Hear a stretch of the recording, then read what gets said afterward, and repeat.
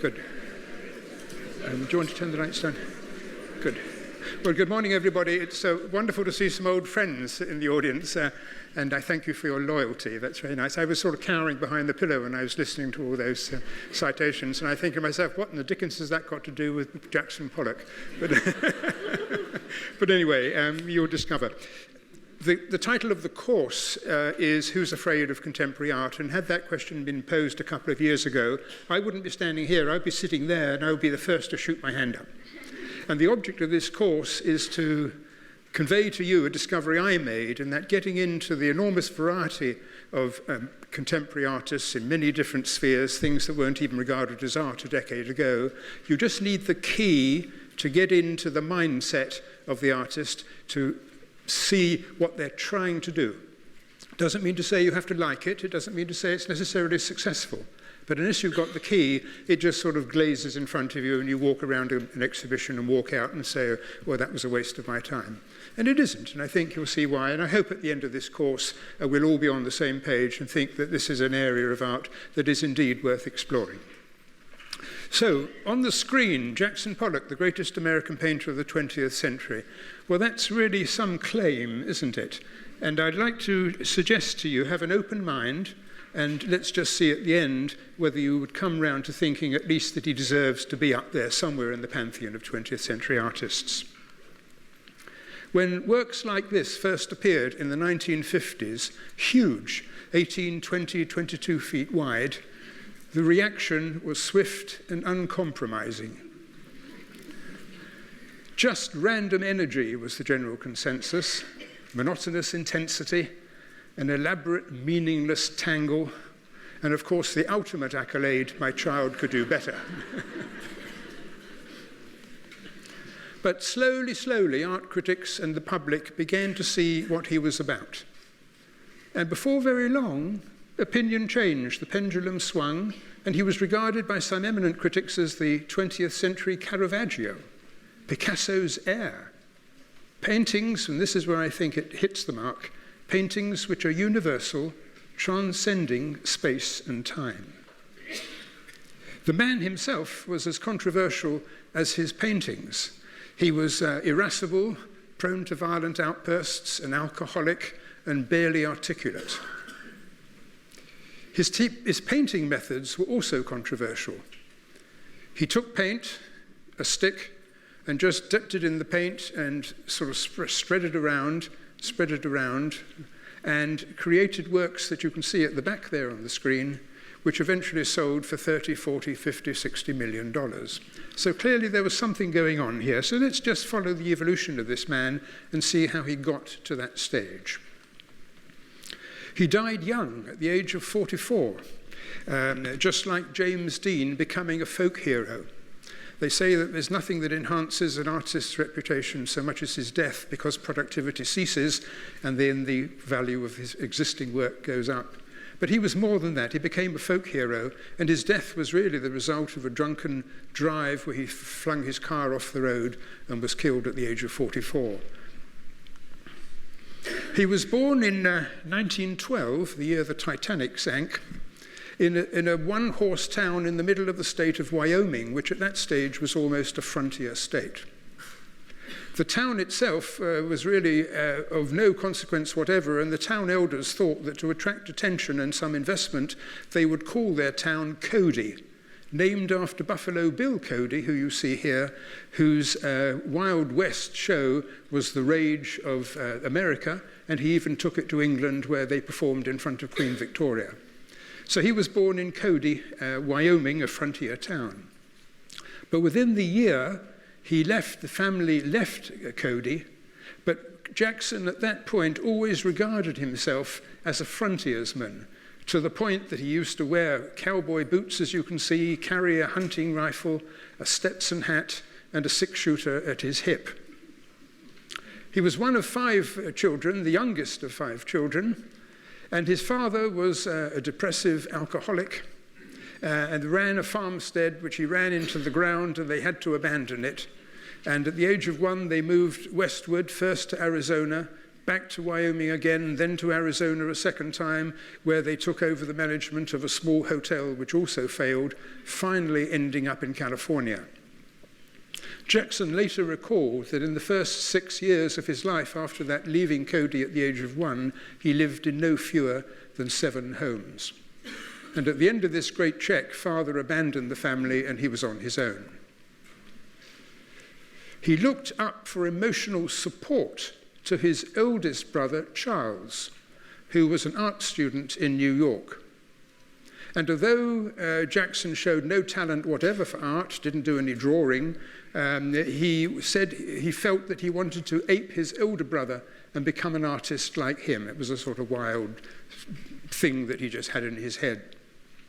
His mother thought, well, let's give it a try, and enrolled him in Los Angeles in the manual arts school there, where he did some drawings and a little bit of painting, not showing particular aptitude. But he did produce this one work, which is a self-portrait, and it's the only thing that survives from his teenage years.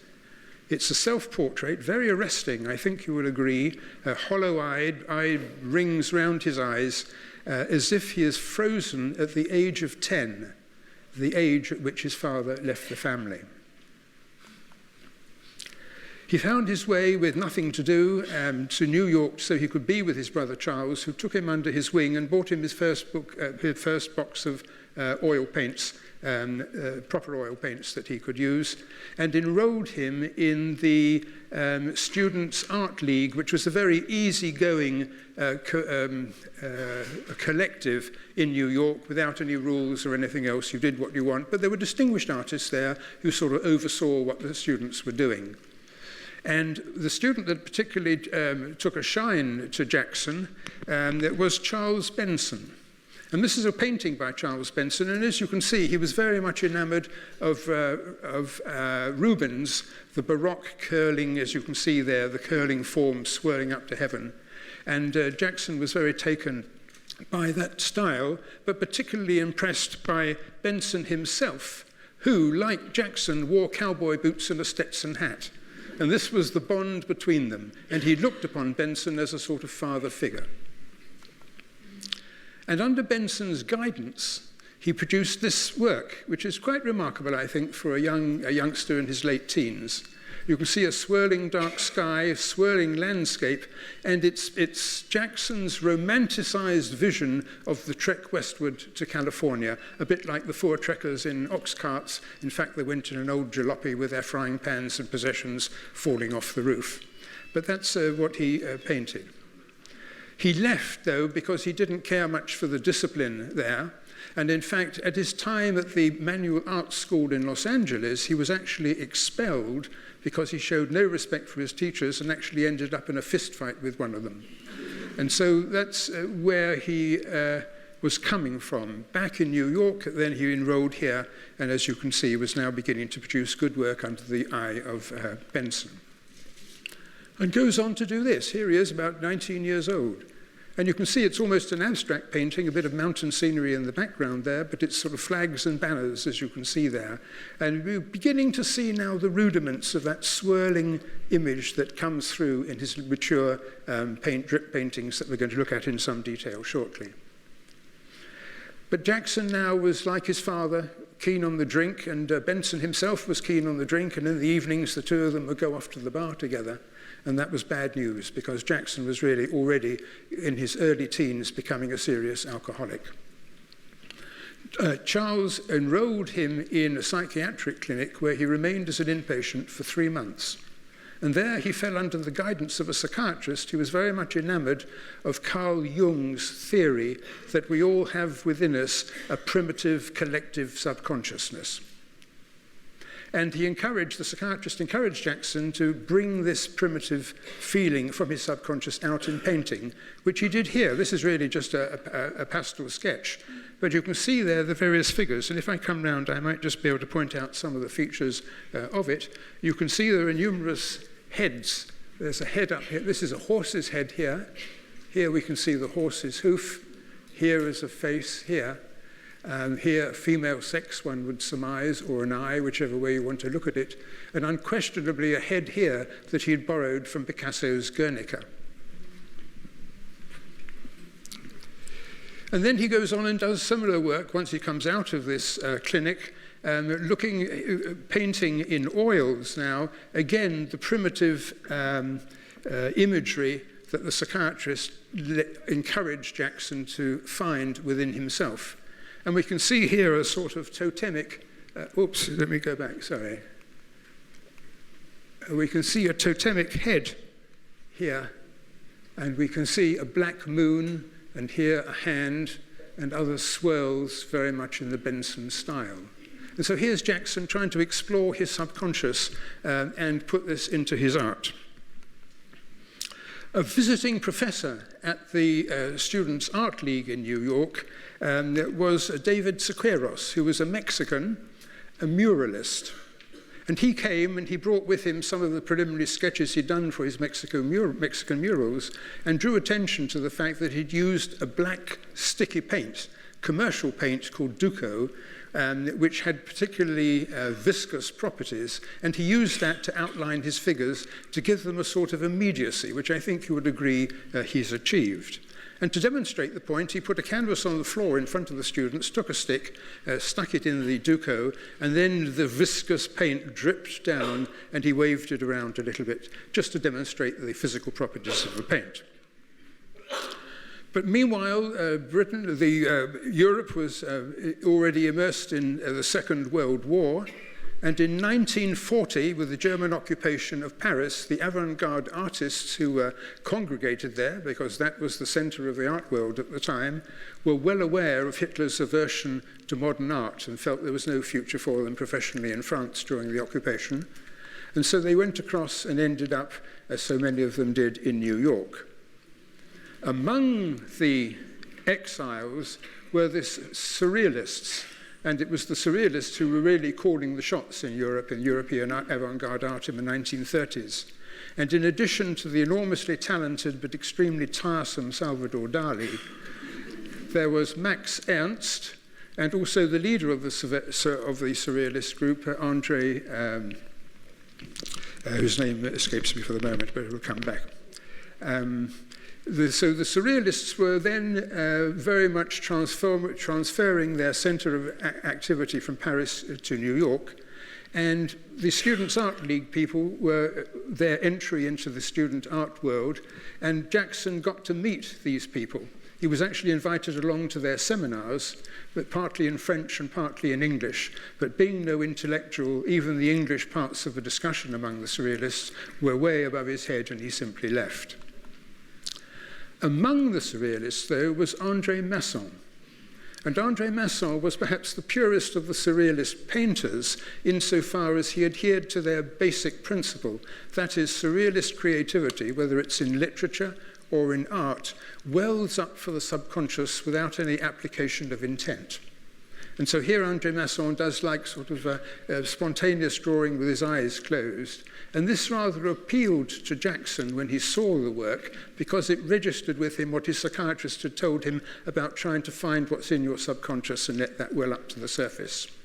And here Jackson tries out this sort of squiggly subconscious thing in his first large painting, just 22 years old. Now we can see at the center there, this large yellow rectangle is like a tabletop with these sort of hieroglyphic squiggles on, very much in the Masson style. But on either side, you can see standing up tall, totem-like figures coming from his subconscious, a series of heads along the top there you can see with mask-like features, and at the bottom some animal crouching, gazing upwards at the work. Peggy Guggenheim, a fashionable lady, eccentric, an art collector, the niece of Solomon R. Guggenheim, whose Museum of Non-Representational Art, of which he was the main donor, had just been completed on Fifth Avenue in Manhattan. And here's the building in process of building a few years before. And Peggy would go to see what the young artists were doing because she had a very avant-garde, cutting-edge gallery in Midtown Manhattan and was looking for young talent. And she came across Jackson and saw this great table thing with the totem figures and the masks and the animal underneath, and thought, well, here's a fellow who looks as though he's got something to say. I'm not quite sure where he's going with all of this, but she was particularly interested in him. And she told her friends excitedly that she'd met this fellow from Wyoming, a youngster, and he's like, she said, he's like a caged animal. And that was her impression of Jackson. That was a very good description of his temperament. And she commissions him, almost sight unseen, just that one major work, to do a mural for her new large apartment just off Fifth Avenue in Midtown Manhattan, something that was going to be some 24 feet across.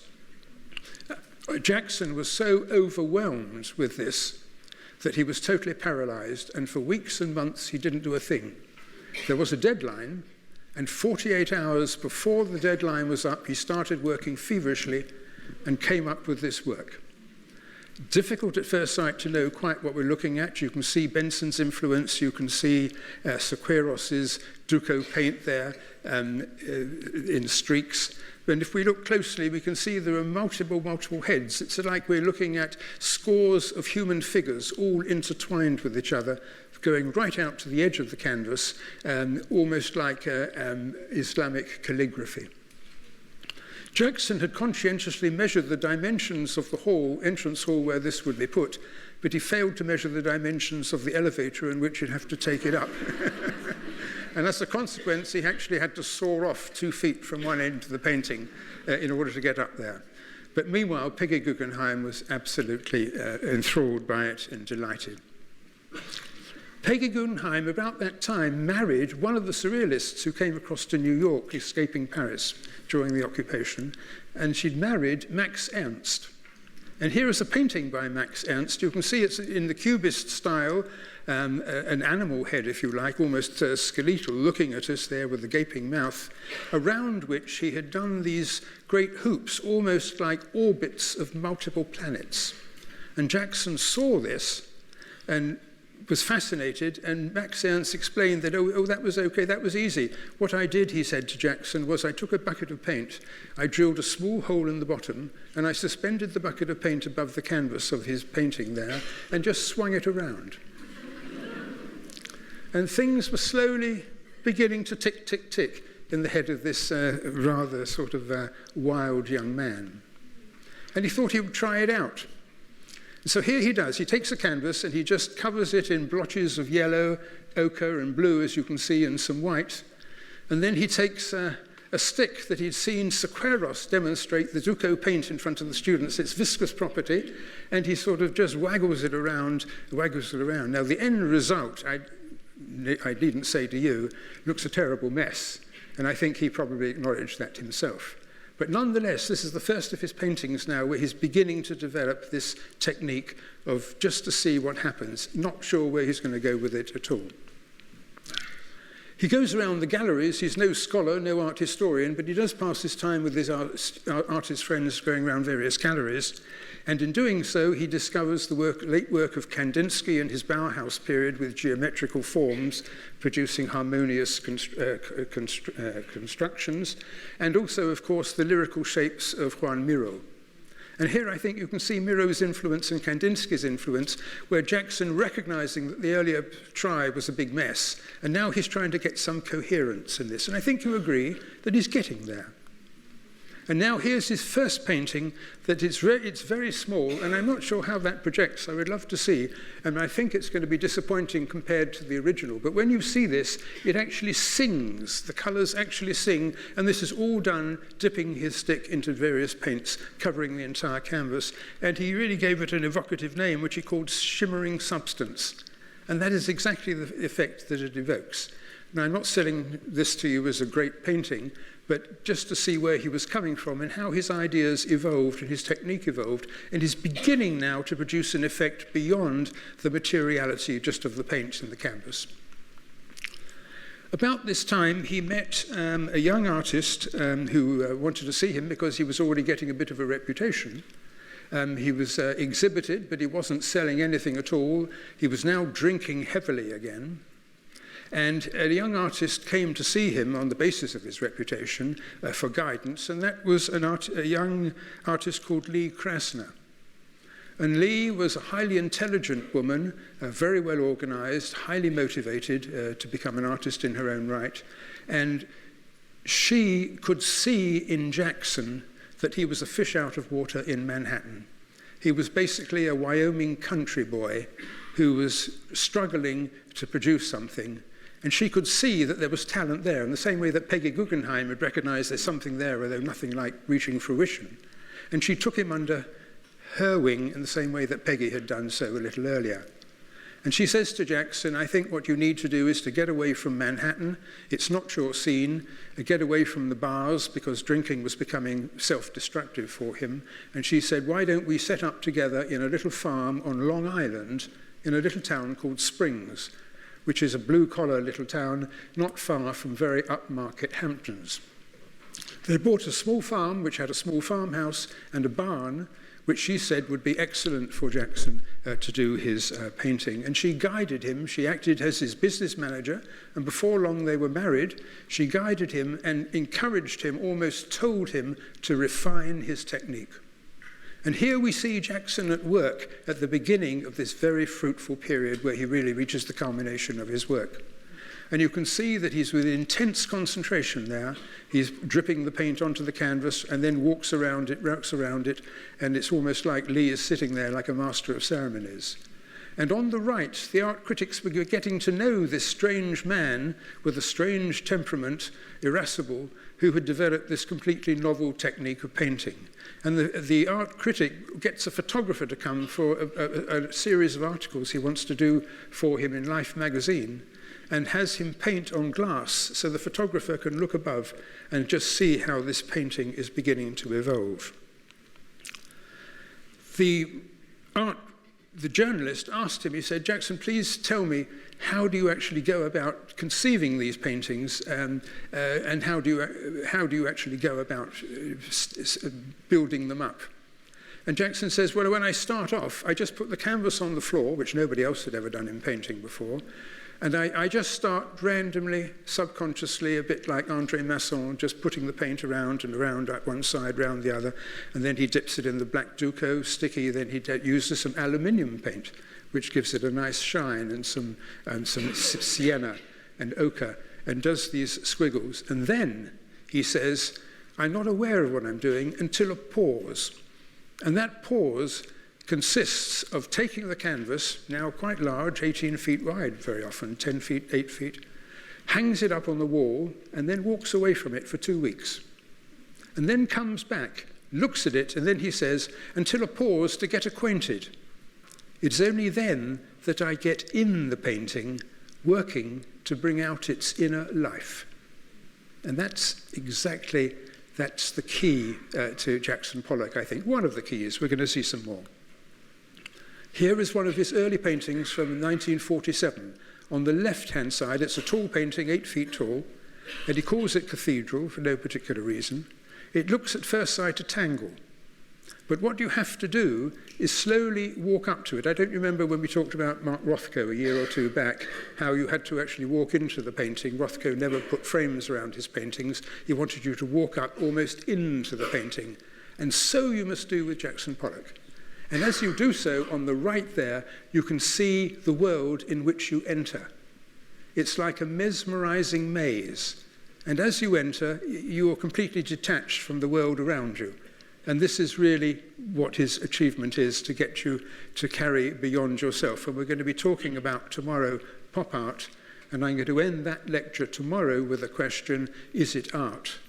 And I'm going to argue with you that for something to be art, it has to transport you from your day-to-day grounding on the earth and the life in which you're living, and it has to carry you beyond into a different plane. And if it does that, it's art. And I think you would agree, you can begin to see that happening as you walk into Jackson's painting here, and you can see that you're entering this different world. He does another painting here, which he calls Lavender Mist. which 3 years later, this is 1950, and only now, at the age of 38, does he feel confident enough to show these works in a gallery. And so he puts them in a gallery, and now the art critics look, they can get into his paintings, and they say, this really is somebody, in spite of his bizarre background and everything else that's peculiar about him, here is his painting, and this is somebody that we need to take note of. And his academic reputation soared. But Jackson was not happy with that particular painting. He said it was just a bit too dense. And that's a very refined observation for a country lad, really, who's barely articulate to make. So he does something else, which he calls simply painting number 30, number 31, 1950. And here it is, giving it a bit more breathing space around the edges, you can see. It looks at first sight a tangle, like all his paintings do. That's not the point. Walk up to them, and you walk into them and through them. And as you do so, you find, unlike the earlier painting where we found ourselves mesmerized in a thicket, working our way through a thicket, here we find ourselves looking almost at the blackness of the cosmos. And as your eye adapts to the dark area in the field there, you can begin to see hundreds, if not thousands, of little tiny points of light, distant galaxies, so to speak. And you can see on the right there, a grey cloud. And a grey cloud in the cosmos is where new stars are born. And I think he's getting there. Betty Parson was running the most prestigious gallery in uptown Manhattan, and she takes 27 of his works, and of the 27 works, 18 sell. And as a consequence of that, his reputation was not only established in the academic world, but also commercially. And almost overnight, he had become a sensation and a millionaire. His paintings were selling for vast sums of money. And as a result of that, Jackson really went to pieces. From there on, he reached the peak of his achievement, but then was aware that he'd probably peaked and didn't know where he was going to go next. And of course, he goes back to the bottle, and now his behavior is becoming outrageous and a serious problem. Here he is a couple of years after Betty Parson's show, when he reached the pinnacle. He was already featured in magazines, on television, and he was better known among the general public than Picasso. That was the state of his reputation in the 1950s. But it all seemed to collapse around him when he didn't know where to go next. And here he is, puffy-eyed, as you can see, and he would be drunk. He would go into Manhattan, and he would be urinating in the street. He would be assailing passers-by, insulting them, and then he would say, "Did you know I'm the greatest painter ever?" To the point that friends had to be called to fetch him home. He went back into rehabilitation. Lee Krasner put him there, and in one last hurrah to say, "I can still paint, I'm still the greatest." It reminds me of somebody that we've been reading about the last few days.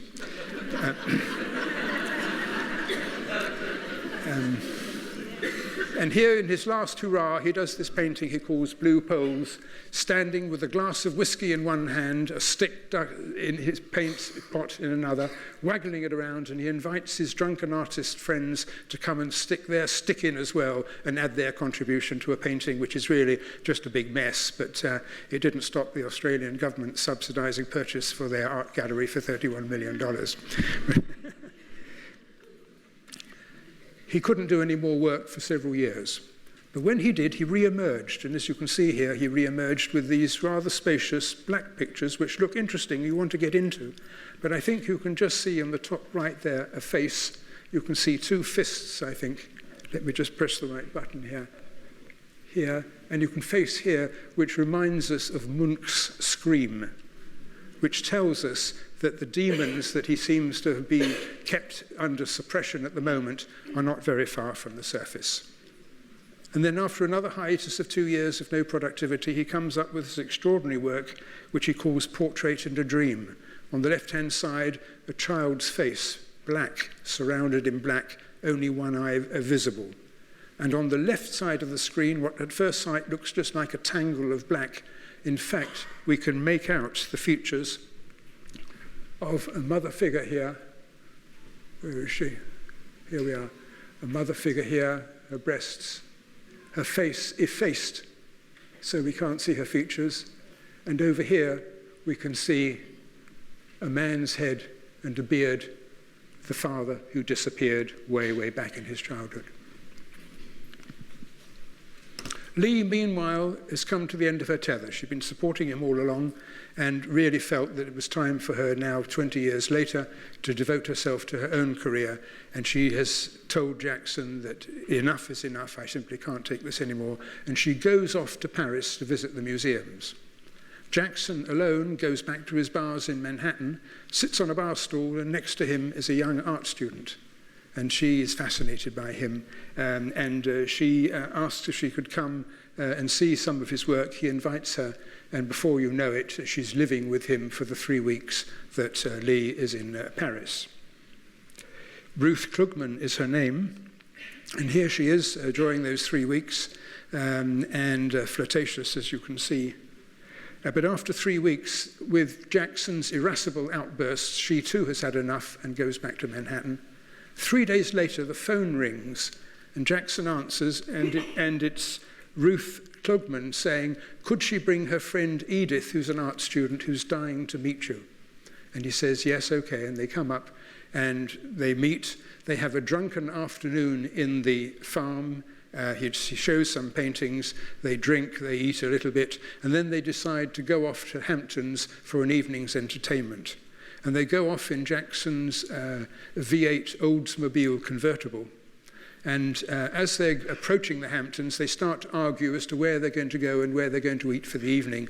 And Jackson gets irascible and says, oh, bugger you all, we're going to turn around and go back. I'm not going to put up with all this stupidity. He drives back at great speed, still drunk. 200 yards before he gets to his farmhouse where they live, there's a sharp curve. And he comes off the road, and as a consequence, the car turns over, hits a tree. Jackson is killed at the site, dies at the site. Ruth Klugman is thrown clear with minimal injuries, but the friend Edith, who wanted to meet the great man, is pinned under the car and dies. Jackson, now dead, 44 years old. So you can see the link there with James Dean, how he'd achieved this zenith of popularity, more famous than Picasso in the eyes of the public. And the person who was most shattered by Jackson's death was Willem de Kooning. And Willem de Kooning was a friend of Jackson's in spite of being a rival, so much so that he and his wife Elaine moved to Springs in Long Island to be near the Pollocks. De Kooning was one of the reasons that Jackson went off the rails with his drinking, because the art critics, recognizing that Pollock had peaked, were now looking for a new person to support, and that person was Willem de Kooning. De Kooning was born in Rotterdam in 1904, and he was the son of a beer merchant, but he was one of 5 children, exactly like Jackson. There was an affinity between the two in that regard. But 3 of his siblings died in childhood, and so he was left just with his younger sister. And furthermore, at the age of 3, de Kooning's father left the family and the parents were divorced. Mother remarried, and she remarried, and his stepfather could see that de Kooning, Willem, who was a lonely child now, having lost his siblings, spent a lot of time drawing and clearly had a lot of talent. And his stepfather encouraged Willem's art and bought him a set of paints. And at the age of 12, he's produced this most remarkable still life of a teapot and teacup and a box of matches, as you can see. 12 years old. But within the year, his stepfather's business went bankrupt, and he was taken out of school. So at the age of 13, he was taken out of school, and he was apprenticed to a firm of house painters. There he did some work quietly, and his house painter, boss, recognized his talent because Willem showed the house painter, the person who ran the business there, some of the work that he was doing in his spare time. And he was very taken by this and paid for Willem to actually attend a course at the Rotterdam Art Academy an evening class just for one semester, as it were, just a few months of work. And that was the sum total of Willem de Kooning's artistic training. While there, he does this haunting watercolour, drawing and watercolour, of what he calls his imaginary family. A stone-faced father, remember his father left when he was 3 years old, his mother there now with a new baby, and his sister there looking with her black hair decidedly spooky. As a young adolescent, he also paints this sort of young sexual awakening scene of two lovers, very much influenced, I'm sure, by the paintings of Edvard Munch. At the age of 22, as a house painter, Willem didn't really see a future for himself in the Netherlands, and so he stows away on a British freighter, which is bound from Rotterdam to a port in Virginia across the Atlantic. He gets ashore undiscovered and works his way up to New Jersey, where he lives in the Dutch Seamen's Hostel. And there, with the body of work that he'd taken with him, he gets a job as a home decorator, a commercial art firm, where he's assigned the job of doing shop windows, which is a little bit demeaning for him. But then from there he goes to New York. And in New York, he's absolutely bowled over by the dynamism of the place. And in New York, he is introduced through his, he gets another job with a home decorating company. And there he meets some artists. And among the artists there, they bring him to Greenwich Village, where he gets into an artistic milieu. And that artistic milieu of young people, together with the dynamism of New York, suddenly everything clicked into Kooning's head. This is the life that he wanted for himself. The Museum of Modern Art at that time, we're talking about late 1920s, was not yet built. So de Kooning at the weekends went off to various art galleries to see what was going on in the art world, and he came across this lyrical painting by Matisse. A lovely, colourful scene, as you can see, languid couples there. And on the wall of the gallery was a quotation from Matisse. And de Kooning looks at that, and it read, "Art is like a good armchair in which to rest and recover from the fatigue of the day." Well, yes, but for this upstart Dutchman, no. Art must be something much more than just something pleasantly decorative to rest your weary eyes upon. Art must reflect life. So now he starts to explore different ways of painting.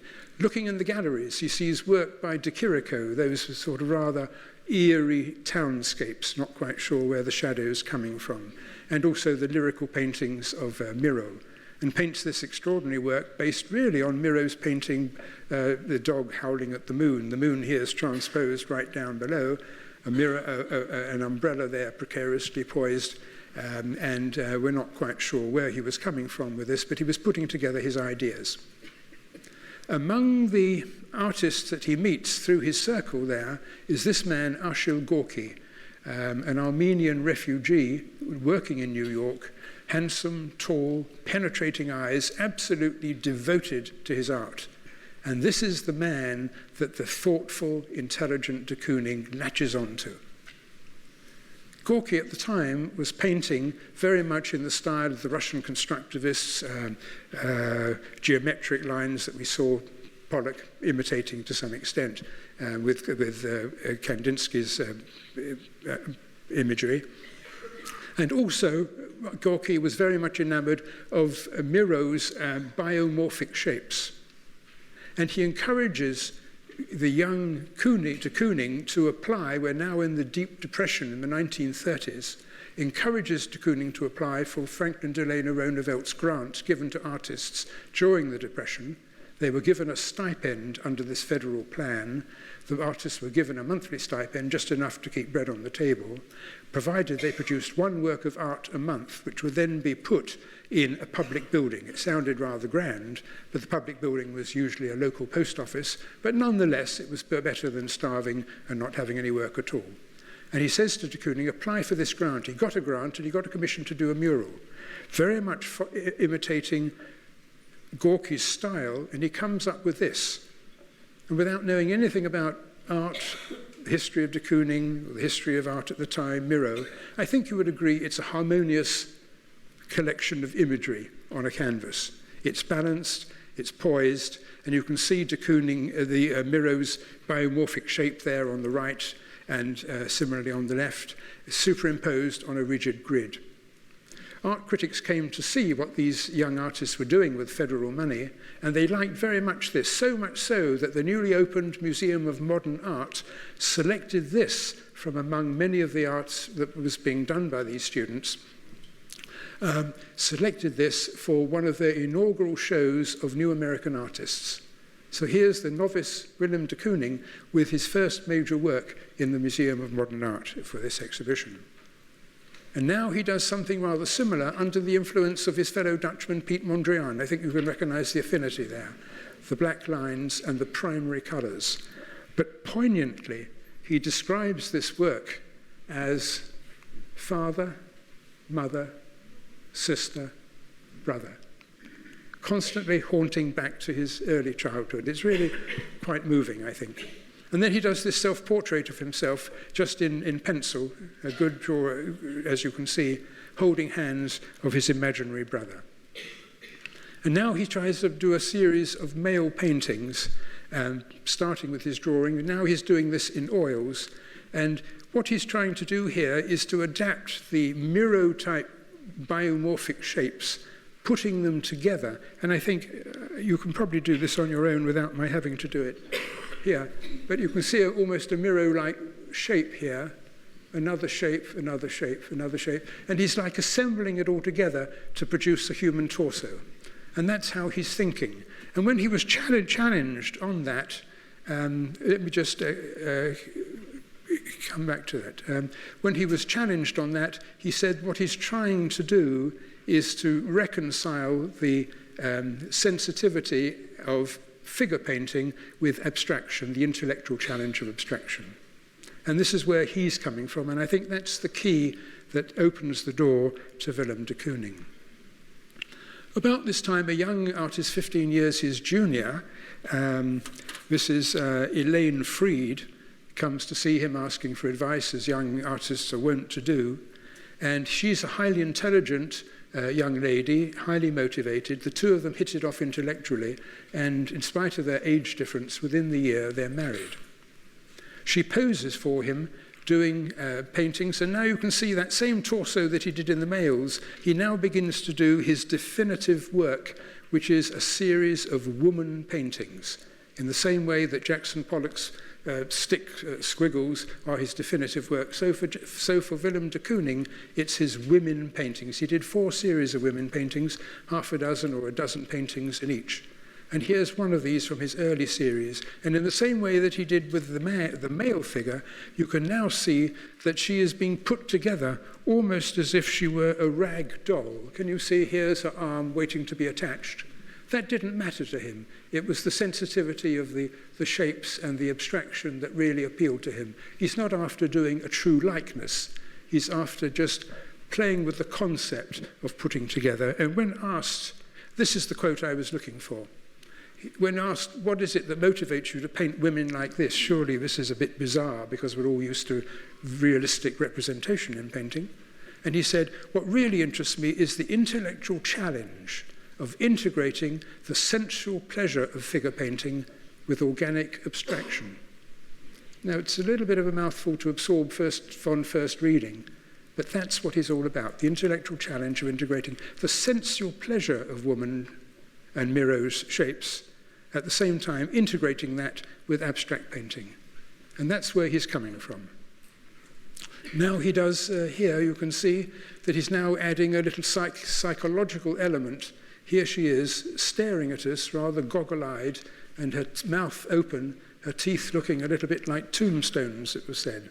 The lower part of the body there is almost totally abstract, as you can see. So he's wrestling with this. I'm not selling this to you as something you want to put over your mantelpiece, but I am selling it to you as somebody who's wrestling intellectually with the aesthetics of art. What is portraiture, what is abstraction, and how can I marry it all together? And now he goes a step further. Here we can see the figure almost abstract from the waist down, her breasts just visible there, her right arm lost in a sort of slashing. Remember, he was a house painter, So he's used to big, bold actions, and her right arm there is lost in the folds there. But her left hand, you can see there, she's resting her head. And here we can just see one eye, and she's looking up as if she is drifting off into some sort of dream world or something away from the reality of her day-to-day surroundings. So this is a painting not of a woman supporting her head, but of a woman who's in the process of drifting off into another realm at that particular moment. In his studio, all artists have lots of prints and copies of things that they use for inspiration. And in his studio, he has this a reproduction of this Titian painting of Actaeon surprising Diana. And there's Actaeon on the left, putting his hand up to protect his eyes because he stumbled across the goddess Diana taking a bath. And there's Diana turning around, covering herself in modesty with the drape. And he had this painting up at the same time that he did this woman one where he's drifting off almost into total abstraction now. Difficult to make out at first sight, but knowing that he had the Actaeon painting reproduction in his studio when he was doing this, one wonders whether this is Actaeon's arm, and here is Diana turning away. A little bit fanciful, but we're dependent, aren't we, on sort of pegs on which to hang our thoughts, and I think that's probably as far as we can get with understanding. But what's particularly striking is the physicality of the painting. In the same way that Jackson Pollock was physical with his sticks, so de Kooning is physical with his house painter brushes. And now he gets into another series of paintings which are actually quite comical. Here you can see a goggle-eyed lady looking at us. It's just a wild slash of paint in all directions, a sunburst in the top left-hand corner there, teeth again, mouth agape, nostrils flared, and she's almost grinning at us. And here, instead of humorous, we've got almost a demon-like woman who's just about disappearing into the background, like an apparition that comes up. Remember those movies in black and white from the 1950s and 60s where the special effects consisted of a sort of ghost-like image that comes up and then disappeared. I'm thinking of Dickens' Christmas Carol, for example, that sort of thing, Marley's Ghost. And here de Kooning captures just that. Can you make out those particular features? It doesn't matter if you can't, but that's what he's really after. I think you can. I think it's actually quite important to do so. You can see her breast here, her lower limbs here. Here's an eye, here's a nose, her head, and she's sort of disappearing like Marley's Ghost in that black and white version of Christmas Carol. Artists must be immersed in the society in which they live, and you can't detach yourself entirely from the politics and of what's going on in the world. And now we're in the 1940s, 1948, 1949. The Cold War is becoming more and more of a problem. Berlin is now blockaded by the Soviet Union, which is relieved by around-the-clock airlift, as you remember. And the Iron Curtain that had descended across Europe at the end of the Second World War is here poignantly portrayed by the American artist Franz Kline, also a very physical artist, as you can see. And you first look at that, you go into a gallery, and they say, oh my goodness, contemporary art, what in the dickens is this all about? But knowing where he's coming from, the Iron Curtain has descended across Europe, it's almost as if you're looking through the barbed wire of the people who are trapped on the far side. That may or may not have been what was in Franz Kline's head. It's certainly what's in my head when I look at that, and I think you can at least accept that as one interpretation of his work. And these are the sort of mental exercises you have to do when confronting this type of work. Also, it reminded Robert Motherwell of the Spanish Civil War, which had ended just 9 years previously in 1939 with the outbreak of the Second World War, in which the Republicans were being relentlessly squeezed out of existence by the relentless assault of Franco's fascist forces. And Motherwell did dozens, scores of paintings on this theme, which affected him deeply. It's a political painting, rather than just black splodges on a canvas. So again, it comes back to the key of getting into what was in the mindset here. And de Kooning was not immune to this. He wasn't a political animal, but nonetheless, he couldn't but get caught up in the environment. And here he does these black shapes, mystical black shapes, which appear to be jostling in a state of constant agitation. And 2 years later, those black shapes morph into the silhouettes of soldiers, infantrymen advancing in the newly outbroken Korean War. So a sensitivity to the environment is almost always reflected in most artists' work at some stage. But not being a political animal, he goes back to his beloved New York. And here we've got something similar in a way, dancing black shapes over a canvas. So what in the dickens are we to make of that? Well, pause, know where he's coming from, and we can see at the bottom there, this is New York, and what we're looking at here is a fragment of a poster. Here we can see a street sign one way, can you see? Over here, an open window, and drifting out of the window, music. All jostling around. It's as if it's New York as witnessed by a drunk who's been out on the tiles and is staggering home and getting fragmentary views of New York as he's doing so. And if you like that, I like that analogy. And for me, this comes alive with that sort of way of looking at this work. So it comes back to the key as to what you need to get in there, I think. This is my personal view. You may have an entirely different one, and I would respect that. But you do need to latch on to what he's trying to do. And now, instead of a nighttime scene of New York, it's the daytime. And here, I imagine here, we can just see it's much more complicated, too many things going on, but we can see fragments of faces. Difficult for me to see from quite such close up. But here is a mask, a nose here, an eye, another face up here. Here, somebody wearing a T-shirt, can you see? With a V-notch here. And an open, here a briefcase. And to me, this conveys the effect. Have you been to Manhattan at 8:30 in the morning trying to walk along the sidewalk with hordes of people coming in one direction, hordes of people trying to go in the other direction, and everywhere jostling elbows? And that, to me, is what that conveys. I'm not selling it to you, I'm just saying what it does to me. Interestingly, he had in his studio this painting by Bruegel, and it was just this particular area which attracted my attention. Knowing he had this art in his studio, this is the jostling elbows of New York. You can see it's a painting in which absolutely everything is happening all at once. So this is what really influenced him, I think, to do that. And now in his final series of paintings of women, he does this. What an extraordinary creature. Armor-plated breasts bursting out of the canvas, as you can see, enormous goggle eyes, teeth grinning at us. What in the dickens is this all about? But look at her feet. She's wearing high-heeled shoes with a delicate little ankle strap, totally incongruous.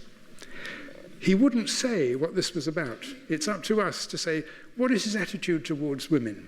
And the conventional wisdom was that clearly he's a misogynist. He can't stand women and he's trying to destroy them in his slashing paintings. Well, not so.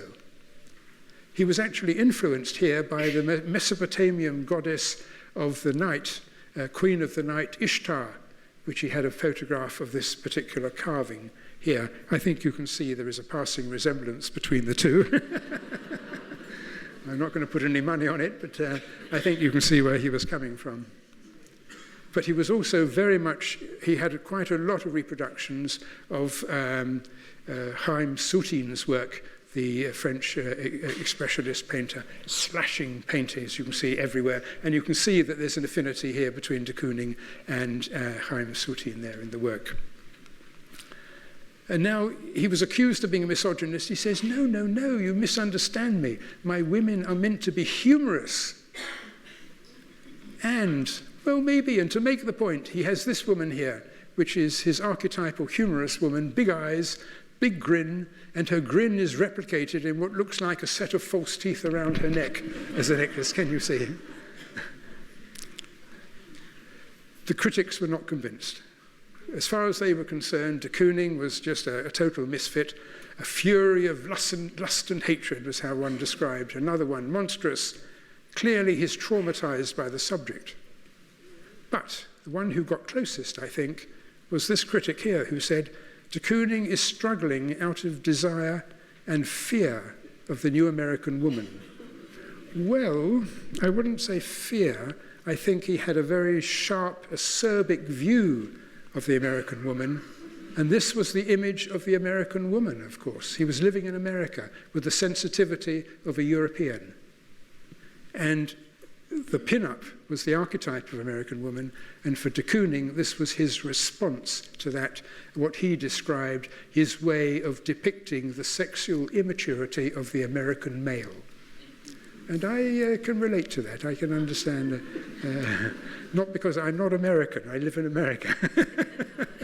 I exempt myself from the definition, but I can relate to why he came to that definition.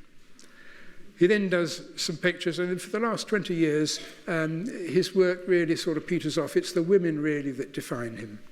And in his last years, his Elaine and he moved to be near the Pollocks in Springs on Long Island. Why Long Island? Because it's flat, and it reminded him of his native Holland. The vegetation was similar, the terrain was similar. It was away from the bustle of New York. He was already established critically, and financially he was now very comfortably off. And he goes back to his house painter brushes from his youth, taking his house painter brushes, painted on Long Island, and there he is. And he calls this, enigmatically, the door to the river. So a key to the painting, he gives it to you in the title here, the door to the river. And I think you can see the black there through the portal is the door to the river. So you want to know what goes on. And so I'm going to leave you with this picture here, which you may well find yourself confronting when you go into a museum where they're showing contemporary art, feeling that you have enough courage following this lecture to say, well, let me at least dip my foot in. I'm not sure I agree with anything he said, but let me at least try. And there we have a picture by Pierre Soulages, French painter, also big house painter brushes, just like de Kooning. And so you stand in front of that, and it looks a bit like the sort of desk. You know, when you go to a restaurant, they say, please wait to be seated, and there's a desk. Well, there's the desk. You're waiting to be seated. We're actually waiting to be let in. And so what you do is you wait to be let in, and she lets you in, and you go round the desk and behind, and there are a couple of pillars, and you go behind that. But what is enticing you is the light in the background, and you actually want to walk there. So I'm going to leave you with this picture to give yourself the courage to do that, and I think you will end up surprising yourselves. Thank you.